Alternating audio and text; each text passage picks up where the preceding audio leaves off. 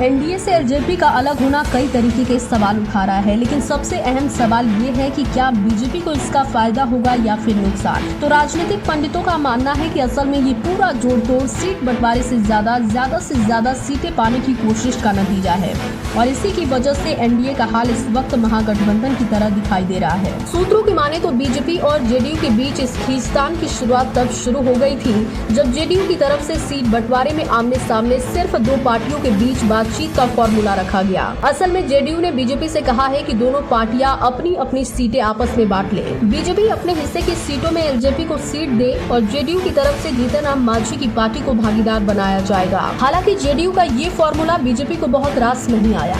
LJP ने इस फॉर्मूले के खिलाफ तो आक्रामक तेवर अपना लिए। एलजेपी नेता चिराग पासवान ने न सिर्फ नीतीश कुमार के खिलाफ बोलना शुरू कर दिया बल्कि 143 सीटों पर अपने प्रत्याशी उतारने का बयान भी देना शुरू कर दिया। अपने इस बयान के जरिए एलजेपी ने ये तो जता दिया कि अगर जेडीयू से अपना भागीदार नहीं मानती है तो वो उन सभी सीटों पर अपने उम्मीदवार उतारेगी जहां पर जेडीयू मैदान में है। हालांकि ये सवाल अभी भी बना हुआ है कि क्या एलजेपी इतनी तैयार है कि वो 143 सीटों पर अपने उम्मीदवार उतार सके।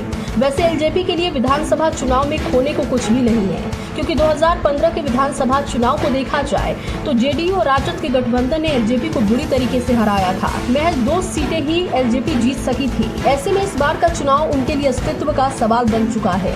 बीजेपी की तरफ से अभी भी इसे लेकर कोशिशें चल रही हैं कि एलजेपी एनडीए के साथ चुनाव लड़े, लेकिन जेडीयू की जिद ने उन्हें मुश्किल में डाल दिया है।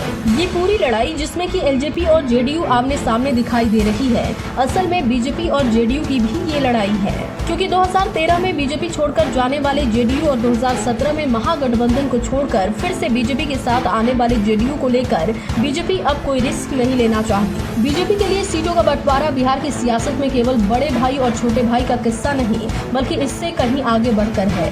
बीजेपी के लिए जेडीयू के हिस्से ज्यादा सीटें जाने का मतलब है जेडीयू को जीत में ज्यादा हिस्सेदारी मिलना और फिर बिहार में संख्या बल के हिसाब से जेडीयू का भाजपा से ज्यादा ताकतवर होना। बीजेपी से जेडीयू के ज्यादा ताकतवर होने पर जेडीयू के एक बार फिर दूसरी तरफ जाने की संभावना बनी रहेगी और ये खतरा बीजेपी किसी भी हाल में नहीं उठाना चाहती।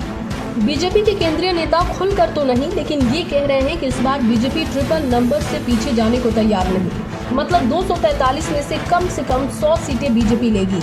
इस आंकड़े को लेकर एलजेपी नेता चिराग पासवान के बयान के लिहाज से देखें तो ये फिट बैठता है, क्योंकि चिराग पासवान ने कहा है कि वो 143 सीटों पर अपनी तैयारी कर रहे हैं, मतलब बाकी बची 100 सीटें जिस पर बीजेपी चुनाव लड़ेगी उस पर वो अपने प्रत्याशी नहीं उतारेंगे।